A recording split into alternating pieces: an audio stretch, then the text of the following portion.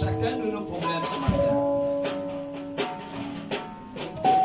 La Bible, dans tous les cas, lorsque nous lisons ta parole, nous révèle que toutes les fois que tu as été présent et que tu te révélais au milieu de ton peuple, tu as apporté des solutions concrètes. Seigneur, il y en a qui sont arrivés ce matin assoiffés de t'écouter, de parler quant à leurs besoins personnels. Je te supplie que le rocher de Mara peut couler de son eau dans le nom de Jésus.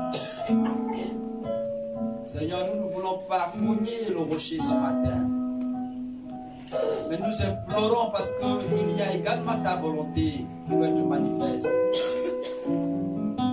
Seigneur, nous implorons ta volonté, implorons ta grâce quant aux réponses aux besoins de chacun d'entre nous ce matin. Il y en a qui sont arrivés malades ce matin parce qu'ils ont entendu que Dieu, tu es celui qui guérit. Seigneur, parce que nous savons que tu es présent, et que s'accomplisse ta parole selon qu'il est écrit. Vous tous qui êtes chargés, fatigués, venez à moi et je vous donnerai du repos. Vraiment que cette parole soit vivante ce matin dans le corps de quelqu'un qui est malade ce matin. Je t'implore, Dieu. Je te supplie. Seigneur, tu as écouté tout au long de cette semaine de multiples cris dans les maisons. Combien tes enfants imploraient ta grâce, Seigneur. Nous savons que ton oreille de Père d'amour n'a jamais été sensible à nos cris. Comme tu as écouté ceux d'Israël autrefois en Égypte. Seigneur, fais que ces cris résonnent au plus profond de ton cœur. Et que tu apportes des solutions. Envoie-les ton Moïse ce matin. Que le Saint-Esprit soit la solution de chacun. Je te supplie, Seigneur. Alors nous voulons t'écouter, Maître. Vraiment, pas moi, Seigneur, non pas moi.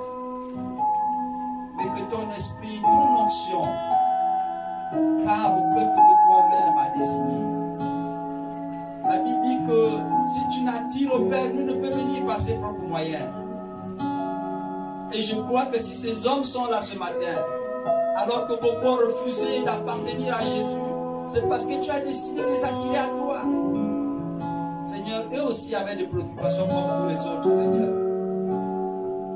Et tu as dit dans ta parole que celui qui aura laissé sa femme, son enfant, son père, ses biens, en ce monde bas, à cause de moi, le recevra 100 fois plus, Seigneur. Seigneur, qu'il soit dans les temps de moisson, ce matin. Que la rosée du ciel, Seigneur, inonde leur vie. Dans le nom de Jésus. Jamais,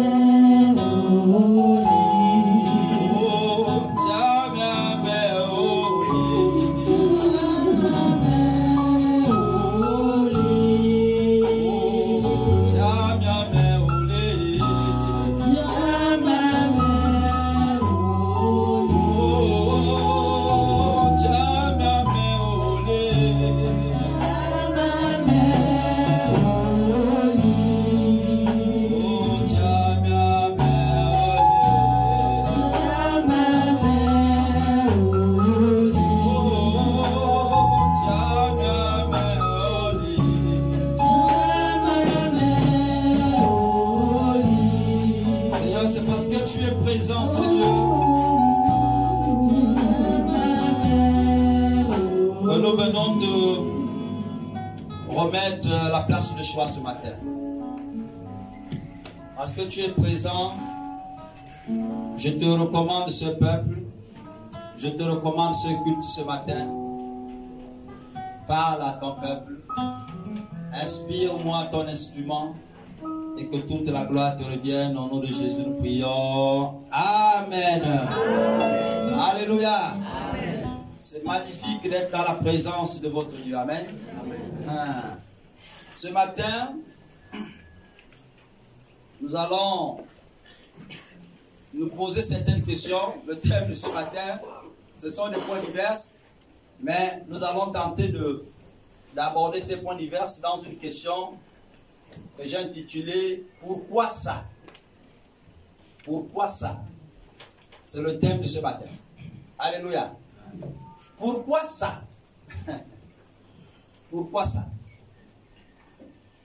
Beaucoup d'entre nous qui sommes devenus chrétiens, souvent avions observé que lorsque nous n'étions pas, n'est-ce pas, avec Christ autrefois, et que devenus, n'est-ce pas, chrétiens, la vie était devenue plus difficile qu'avant. Est-ce qu'il y en a qui ont vécu ça? Alléluia. Amen. Avec Jésus, tu te rends compte que la situation est devenue plus compliquée. Ça ne va pas. Tout est tellement serré. Alléluia. Amen. Mais hier, sans Christ, tout baignait dans l'huile comme disent les autres. Tout allait bien. J'avais l'impression que la vie était magnifique. Et c'est toute cette problématique qui m'a amené à me poser la question et peut-être à nous interroger ce matin. Pourquoi ça? Alors que Christ est source de bénédiction. Pourquoi donc vivons-nous autant de difficultés? C'est ce que nous allons essayer dans différents points que nous allons aborder ce matin, n'est-ce pas? Nous allons essayer de nous entretenir dans différents points que nous allons aborder ce matin. Je vais donc vous inviter à ouvrir vos Bibles dans le livre, n'est-ce pas? On va prendre deux textes ce matin, celui de Job déjà, et ensuite on prendra celui de Genèse 16. Prenons Exode 16, autant pour moi, excusez-moi. Exode 16. Je vais prendre les 5 premiers versets. Exode 16, les 5 premiers versets. Un autre pourra prendre donc Job 22, de 24 à 25. Alors je vais donc lire. Toute l'assemblée des enfants d'Israël partit d'Élim, et ils arrivèrent au désert de Sin, qui est entre Élim et Sinaï. Le 15e jour du second mois, après leur sortie du pays d'Égypte, et toute l'assemblée des enfants d'Israël murmura dans le désert contre Moïse et Aaron. Excusez-moi. Les enfants d'Israël leur dirent: que ne sommes-nous morts par la main de l'Éternel et dans le pays d'Égypte, quand nous étions assis près de pots de viande, quand nous mangions du pain à satiété. Car vous nous avez menés dans ce désert pour nous faire mourir de faim. Toute cette multitude. Et le verset 4 dit: l'Éternel dit à Moïse: voici, je ferai pleuvoir pour vous du pain du haut des cieux. Le peuple sortira et en ramassera jour par jour. Vous pourrez noter jour par jour. Le peuple sortira et en ramassera jour par jour la quantité nécessaire, afin que je le mette à l'épreuve et que je vois s'il marchera ou non selon ma loi. Et le verset 5 dit: le 6e jour, lorsqu'ils prépareront ce qu'ils auront apporté, il s'en trouvera le double de ce qu'ils ramasseront jour par jour. Alléluia. Amen. Un autre de lire Job 22, on a dit 24 à 25.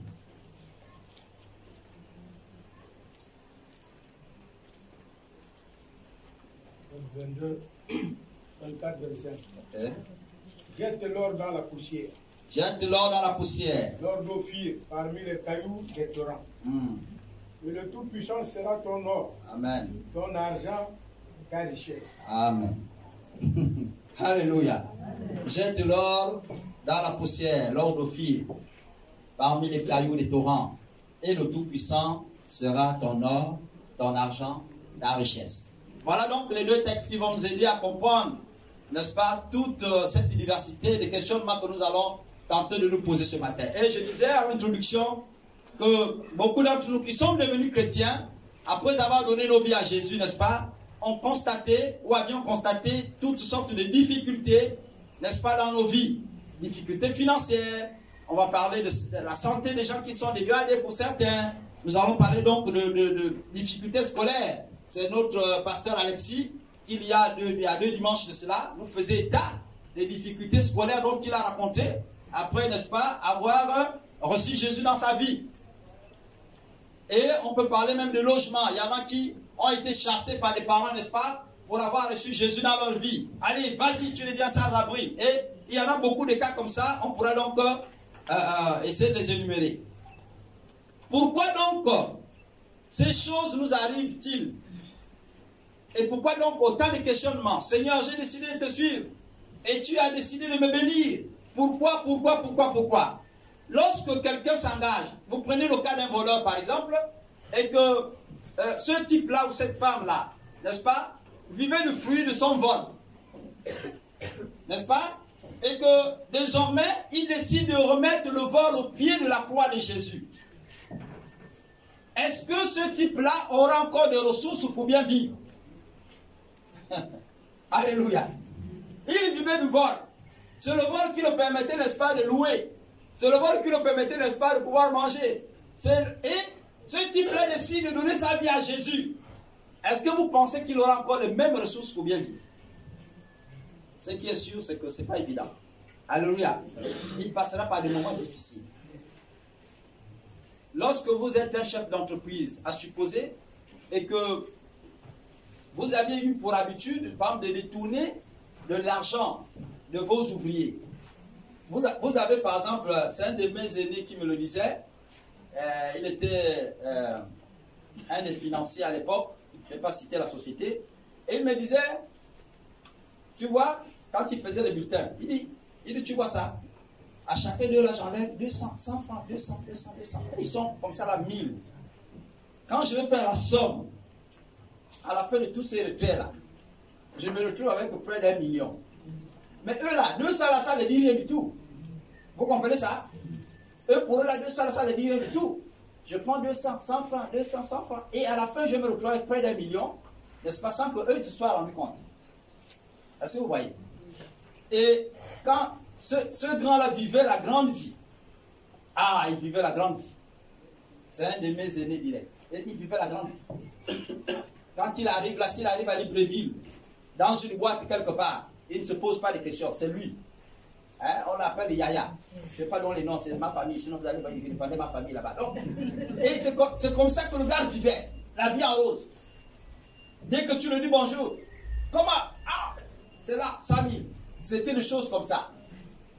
Le jour où il a été renvoyé dans cette société, je vous dis, il est devenu l'homme le plus pitoyable. Même nous qui vivions du fruit de la pêche, c'est maintenant nous qui le dépendons. Quand tu arrives, tu le vois dans Libreville, comment le gars était, comment tu l'as. C'est pas un directeur financier qui se retrouve dans cette situation-là. Et grand, voilà 5 000. Merci, merci. La femme lui a quitté.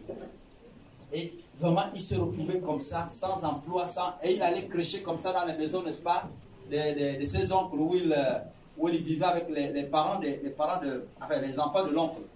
Donc, il crêchait comme ça sur le même bien grand garçon de plus de 40 ans. Donc, tu te retrouves là, et puis il était financé ton temps, tu te retrouves là comme ça, maintenant, à être quasiment ridicule. Alléluia. Donc, c'est autant de questionnements. Je prends le cas, lui, il n'était pas chrétien. Lui, c'est le vol qui lui a amené là, et puis, il a été limogé.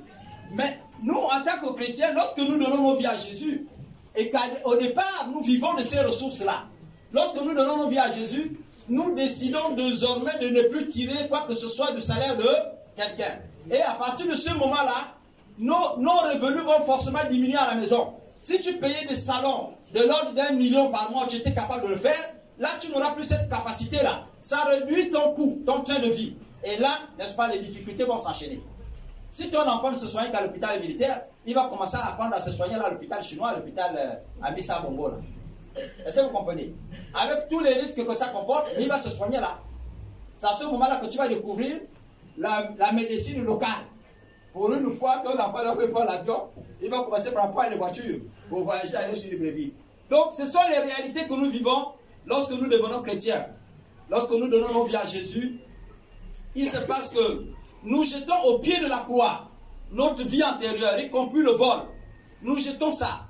Pour la femme qui était habituée à gérer 2 ou 3 hommes sur la base du mensonge, n'est-ce pas? Non, ça c'est mon cousin. L'autre c'est... Après ça c'est l'ami de ma copine telle là, alors que c'est ton ami. En fait, lui là, c'est un ex-collègue. En fait, c'était un collègue, tout. Donc on s'est connus comme ça à l'école. Et puis on a eu de bonnes relations. Du coup, vraiment, on est maintenant comme des frères et sœurs, quoi. Vraiment, non, même là, penser aux choses là, non, je ne suis plus là-dedans, quoi. Vraiment, avec lui, non, c'est vraiment... Et on s'entend bien. En étant sur le copain. Et tu fais comme ça là. Lui là donne aujourd'hui le 10 là, il donne 20 000. L'autre là-bas, quand c'est le 15 ou bien le 30, il te donne comme ça là, 30 000. L'autre là-bas et tout ça, machin, le 5 là-bas, il t'envoie, il a fait les 40 000. Tu vis comme ça, c'est ça ta vie. Lorsque tu donnes ta vie à Jésus et que tu décides de remettre cette vie antérieure au pied de la croix, il se passe que tes ressources vont s'amoindrir. Et donc tu passeras par des moments difficiles. Alléluia. C'est l'une des raisons qui fait que beaucoup de chrétiens passent par des moments difficiles. Je ne suis pas en train de vous dire ici là que le fait de devenir chrétien fait de vous automatiquement un pauvre. Est-ce que vous comprenez? Ce n'est pas ce que je suis en train de vous dire. Mais je dis, l'un des faits, l'un des constats et les questions que je me suis posées, c'est que je constate que quand nous devenons chrétiens, nous passons par des moments difficiles. Quand nous devenons chrétiens, nous passons par ces moments difficiles-là. Lorsque la main de Dieu passe sur toi, il ne faut pas que le monde se précipite à venir prier pour vous et chasser l'esprit de pauvreté. Quand vous voyez un frère, une soeur dans cette situation, ne vous précipitez pas à chasser l'esprit de pauvreté. Est-ce que vous comprenez? Il y a des temps où Dieu décide de travailler dans les coulisses avec ses serviteurs et ses servantes. Et quand Dieu a décidé de travailler dans les coulisses, il opère en secret, il sait ce qui est bien pour lui. Il le prépare demain à la richesse qu'il a réservée pour lui. Amen. Est-ce que vous comprenez ça? C'est pourquoi ici, n'est-ce pas, Job qui est un acteur, un habitué de la souffrance, il vous dit, jette. Il dit, jette ton or. En d'autres termes, ce que tu as reçu, ce que tu avais acquis, il dit, jette ça dans la poussière. Il dit, jette ça dans la poussière. Et l'Éternel sera ta richesse. Est-ce que vous comprenez ça? Il sera ton or. Quand Dieu te permet de passer par ces situations difficiles-là, ce n'est pas les démons, c'est pas les démons qui ont attaqué le frère. Ce n'est pas le démon de pauvreté qui a attaqué la sœur. Si le frère est authentiquement chrétien, il est devenu chrétien, sincèrement, ce n'est pas le démon de pauvreté qui l'attaque. Il se passe que Dieu est en train de travailler pour lui dans les coulisses. Amen. Alléluia. Amen. J'aurais pu intituler ce thème dans les coulisses de l'Éternel. Je ne sais pas si quelqu'un a déjà écrit ce livre. J'aimerais bien l'acheter si je trouve. Dans les coulisses de l'Éternel. Alléluia. Amen. Les jeunes qui sont là, qui sont appelés à écrire, peut-être qu'il faut vous inspirer. Dans les coulisses de l'Éternel. Donc Dieu travaille avec ce frère-là, cette soeur-là dans les coulisses. Ne vous précipitez pas déjà à chasser les démons. Je te chasse, esprit de pauvreté. Non. Hier, il pouvait acheter des salons de 500 000. Ce salon-là, depuis qu'il s'est converti, ça fait 10 ans, les enfants déchirés, ça s'est devenu ça à voir. Il s'assoit maintenant sur le truc où c'est des coussins simples, même en liane. Et les coussins même sont déchirés partout. Il n'a plus ces mêmes ressources-là. Mais Dieu veut lui faire passer par cette situation pour lui faire comprendre que désormais, c'est moi qui dois être ta source de revenus. Amen. Alléluia. C'est moi l'Éternel qui doit être ta source de revenus. Ne compte plus ce que tu avais autrefois. Ou sur ce que tu faisais autrefois. Regarde à moi et compte sur moi. Amen. Alléluia. Amen. Ça ne veut pas dire aussi que les riches ne vont pas hériter le royaume des cieux. Ce n'est pas ce que j'ai dit. Nous sommes là.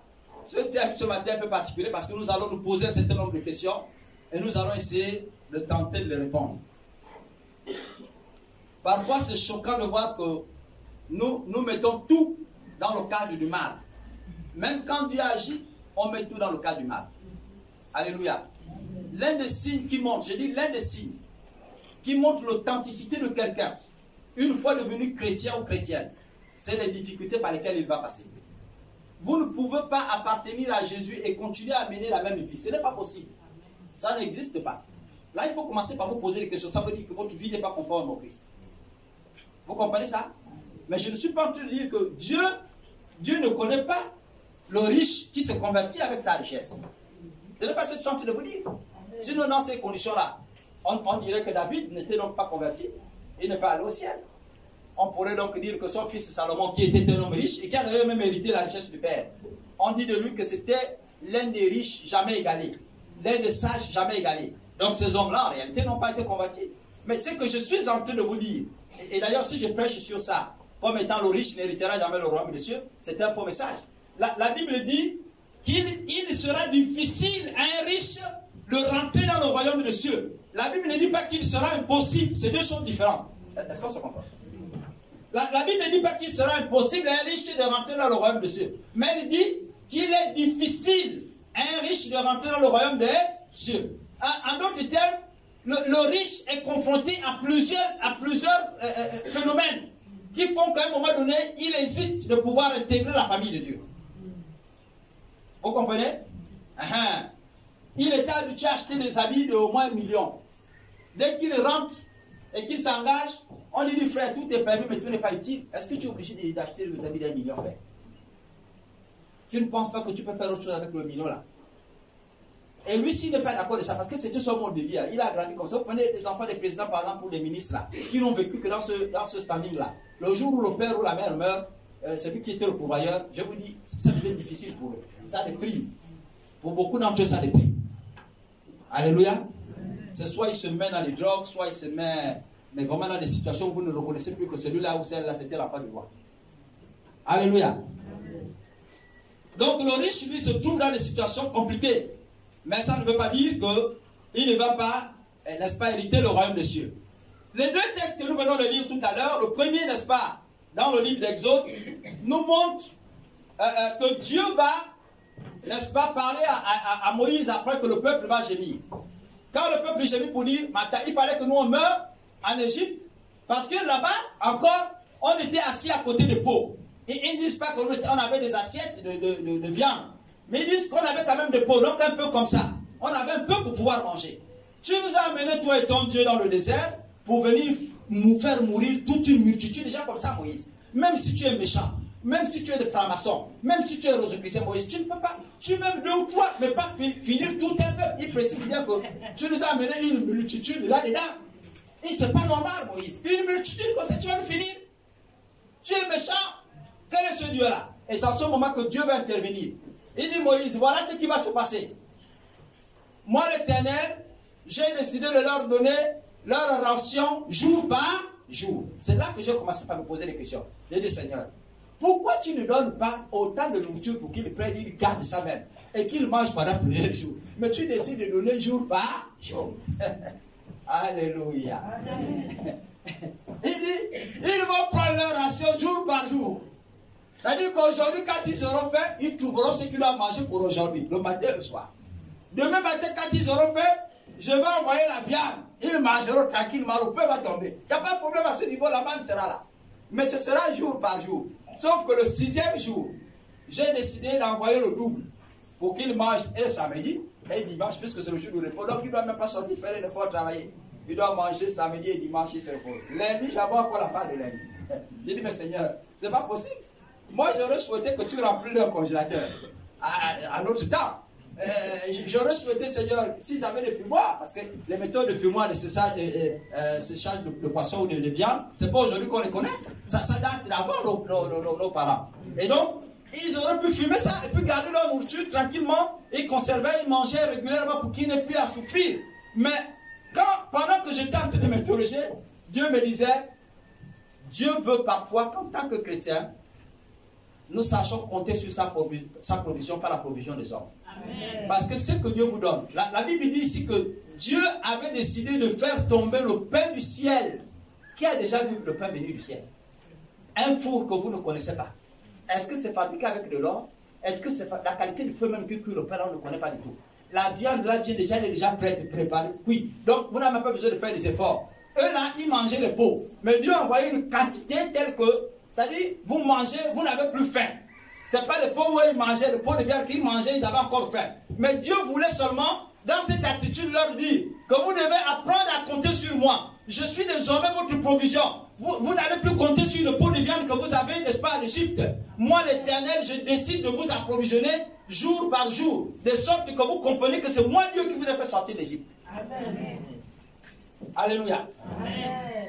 Dieu parfois permet que vous passez par ces situations pour vous amener à comprendre que sa provision à lui, ce qu'il vous donne, est mieux que ce que les hommes vont vous proposer, vont vous donner.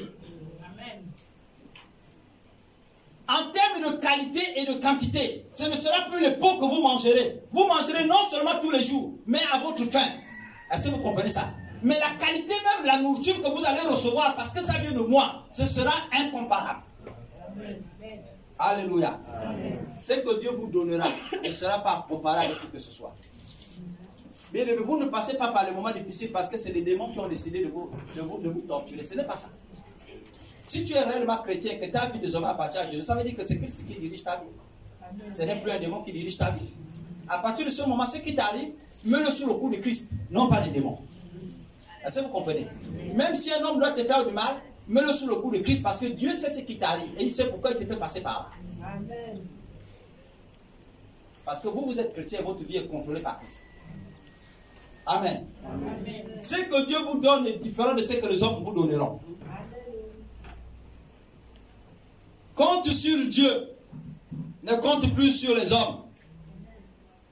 Et ce que Dieu voudrait nous enseigner ce matin, au travers des difficultés que les enfants de Dieu passent, c'est que nous devons apprendre à donner à Dieu la première place. C'est pourquoi il dit, je fais tout cela, de sorte que, n'est-ce pas, je vois s'ils vont respecter ma loi. Dieu voudrait que vous lui donnez la première place dans votre vie. C'est pourquoi il vous fait passer par ces moments-là. Regardez depuis que vous êtes chrétien, que vous passez par des moments difficiles. Quand vous n'avez pas à manger, il trouve toujours l'occasion que quelqu'un passe par là et vous donne un peu à manger. Et pourtant, il y a des jours même vous avez passé toute la journée, vous n'avez pas mangé. Mais regardez-vous, si on vous regarde aujourd'hui et les gens qui mangent matin, midi, soir là, vous êtes encore mieux portant que ceux-là qui mangent matin, midi, soir. Amen. Vous avez très bonne vie. Alléluia. Amen. Même s'ils disent que le poulet là nous empoisonne, mais Dieu permet quand même que les poisons de poulet là se changent en des bénédictions. Vous êtes là tout gras. Ok, c'est bon, on voit des belles et des beaux hommes. Alléluia. Des belles femmes et des beaux hommes qui sont là. Parce que Dieu vous embellit. Tout ça parce que désormais vous ne mangez plus dans le creux de la main d'homme. Ce n'est plus ton copain là qui te nourrit. Ce n'est plus la copine là que tu t'attaches à elle là qui te nourrit. Donc le fruit du mensonge. Ce n'est plus ça. Là désormais, c'est le creux de la main lui-même elle-même qui te nourrit. Et à partir de ce moment-là, tu ne manques de rien. Dès que vous avez vu quelqu'un qui a fini de manger, qui est dans les desserts. Il est là, il met seulement la main dans l'assiette là. Il sort là, c'est l'arachide. Il met la main là. Chérie, dis-moi, il y avait le faux de pastèque là-bas, non? Oui, chérie, le pastèque, amène-moi ça. Tu me découpes ça. Dès que ça vient là, tu c'est ça là, tu es là. Tu es assis sur le coussin. Ça, c'est le creux de la main de l'Éternel. Alléluia. Amen. Ça ne manquera pas. Jour après jour, tu verras Dieu te bénir. Malgré les moments difficiles par lesquels tu passes, Dieu va te bénir. Parce qu'il veut que tu comptes sur sa provision. Et comme sa provision ne prend jamais fin, il te bénira toujours. Amen. Alléluia. C'est pourquoi beaucoup d'entre nous passent par des moments difficiles. Il arrive que vous êtes malade et pourtant devenu chrétien. Dans le Seigneur, tu tombes malade. Maladie même appelée chronique. Dieu permet que tu passes par là pour que tu apprennes aussi à prier. Amen. Est-ce que vous savez qu'il y a des chrétiens qui n'aiment pas prier, qui ne savent même pas comment prier? Parfois Dieu te permet de passer par là. Vous savez, quand vous êtes proche de la mort, la prière a plus de sens que lorsque vous êtes loin. Est-ce que vous comprenez? C'est même là, dans cette situation, que vous avez le plus besoin de prière. Pasteur, priez pour moi. Vraiment là, ça ne va pas. Pasteur, priez. Et là, les hommes de Dieu te posent les mains. Alléluia. Mais quand vous vivez bien, vous en foutez même la prière. Tu manges le ventre bien ballonné le soir, tu vas Seigneur, tu vas dormir. Vous voyez? Mais quand ça ne va pas et que c'est dur, tu sens que là, d'ailleurs, le rythme cardiaque, la manière que le cœur est en train de battre, tu sens que là, souvent je tombe souvent malade, j'ai souvent les fièvres, mais la qualité des fièvres là, je suis là entre la vie et la mort. Seigneur, s'il te plaît. C'est d'ailleurs même à ce moment qu'on fait la confession de foi et de purification. Je te remets mes péchés entre tes mains. Pardonne-moi, Seigneur. Oh, si j'ai même oublié un péché, je t'en supplie, rappelle-moi ce péché, je te demande pardon. C'est en ce moment-là souvent que nous nous mettons à prier. Mais tout ça pourquoi? Parce que tu es passé par des moments difficiles. Alléluia. Amen. Dieu veut que tu comptes sur sa provision, pas la provision des hommes. Les hommes te décevront toujours. Alléluia. Les hommes te décevront toujours. Mais Dieu, ce qu'il lui donne, n'a jamais de fin et il ne te décevra jamais. Alléluia. Oui, les amis. Oui. Celui qui pleure un être de chair. Celui qui pleure un être de chair. Il a le droit de pleurer. Il a le droit parfaitement de pleurer. Mais vous devez comprendre que parfois ces choses arrivent pour que Dieu vous montre que c'est lui votre Père. Et que désormais, l'être cher que vous avez, ce n'est pas celui qui vous donnait tout là, l'homme qui vous donnait tout qui est mort là. Mais c'est lui l'Éternel. Parce que non seulement l'Éternel, lui, ne connaîtra plus jamais de mort, il sera éternellement avec vous. Mais deuxièmement, il a une richesse qui ne s'épuisera jamais. Votre parent là va prendre là, il devait prendre la retraite. Il ne peut avoir les mêmes ressources.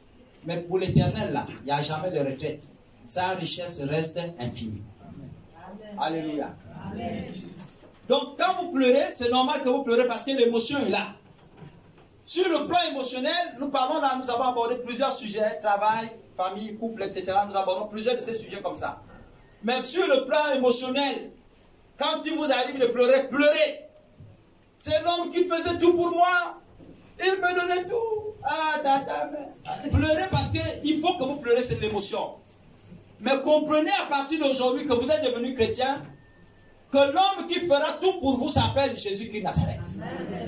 Ce n'est plus celui-là que tu as connu, si c'était papa ou maman ou je ne sais pas tonton ou qui, c'est pas, ou le grand frère. Ce ne serait plus Yaya. Mais c'est l'Éternel lui-même, les armées, qui a décidé d'être tout pour toi. Amen. Alléluia. Et Dieu permet ces choses-là pour que tu comprennes que tu l'appartiens et que désormais ta vie est entre ses mains. Alléluia. Il vous met donc pleurer dans la présence de Dieu que d'être heureux auprès des hommes. Amen. Il vaut mieux pour vous pleurer dans la présence de Dieu. Parce que Dieu vous approvisionnera toujours que d'être heureux, n'est-ce pas, à côté des hommes. Ce que les hommes vous donneront là, ça va prendre fin un jour. Amen. Alléluia. Amen. Ça prendra fin un jour, mais pour Dieu, ça ne prendra jamais fin. Pleure donc dans la présence de Dieu si t'arrive une situation. Et ce n'est que normal. Ne regarde plus aux hommes parce que tu n'es plus, n'est-ce pas, sous l'approvisionnement de l'homme. C'est Dieu lui-même qui a décidé de te bénir. Je suis en train de chuter. Vous savez qu'en général, je suis long quand il faut être, un peu parfois bref, très bref même, quand il faut être bref. Alléluia. Oui. Ce que Dieu te donne, tu ne le trouveras jamais nulle part à l'homme, nulle part auprès d'un homme. Tu ne le trouveras jamais nulle part ailleurs. Même pas auprès d'un homme. Ce que Dieu te donne. C'est tout à fait particulier. Je voulais terminer pour vous dire que par l'acte de la croix, Dieu a voulu montrer à l'Église que désormais, nos bénédictions ne dépendent plus des hommes, mais cela dépend de Christ. Est-ce qu'on se comprend? Par l'acte de la croix, Dieu a voulu montrer à l'Église, c'est-à-dire par la mort de Jésus sur la croix. Dieu a voulu montrer à l'Église, donc à nous qui sommes là, qui passons par des moments difficiles, que nos difficultés là ne seront plus résolues par les hommes, mais ce sera résolu par celui qui est mort pour nous sur la croix. Alléluia. Amen. Ce matin, je voulais terminer en disant, donne à Dieu ton Isaac et il te rendra Isaac. Est-ce que Dieu a parlé à quelqu'un ce matin? Oh, il me dit, c'est quoi cette histoire? Donne à Dieu ton Isaac et il te rendra Isaac. Alléluia. Amen. Dieu a pris tes provisions antérieures pour décider lui-même de te bénir avec ses provisions présentes. Alléluia. Amen. Dieu a pris ton Isaac et il t'a rendu Isaac. Vous savez l'histoire de notre frère Abraham sur la montagne, quand il va décider de sacrifier Isaac à la demande de Dieu. Dès qu'il tend la main, et c'est Dieu qui lui dit, il dit, donne-moi Isaac. Quand il tend la main, qu'il veut, Il dit, oh, avant, laisse. Maintenant, je sais que tu m'aimes. Comme tu as décidé de m'offrir ton Isaac, je te rends Isaac. Alléluia. Amen. Je te rends Isaac sous une formule bénie. Je te rends Isaac. Tes bénédictions antérieures, ce que tu as appelé bénédiction là, c'est-à-dire le vol là, l'argent du vol que tu prenais là, le mensonge là, c'est que tu gagnais par le mensonge là, par le péché, la voie du péché là. Dieu a décidé de te bénir autrement. Il te demande seulement d'apporter le péché là au pied de sa croix et il va te bénir avec les ressources qui viennent du ciel. C'est pourquoi il n'a pas donné aux hommes le pain de la terre. Pour que chacun ne dise pas, ça c'est le fruit de la terre. Il a dit, c'est le pain qui viendra du ciel. J'ai décidé moi-même de vous bénir, n'est-ce pas, à fonction de mes propres revenus à moi. C'est que vous n'avez jamais même vu. J'ai décidé de vous bénir à partir de ça. Donne à Dieu Isaac et il te rendra Isaac. Voilà ce que je voulais partager avec vous. Que l'Éternel, donc, Dieu vous bénisse et qu'il bénisse sa parole. Amen. Je vais donc...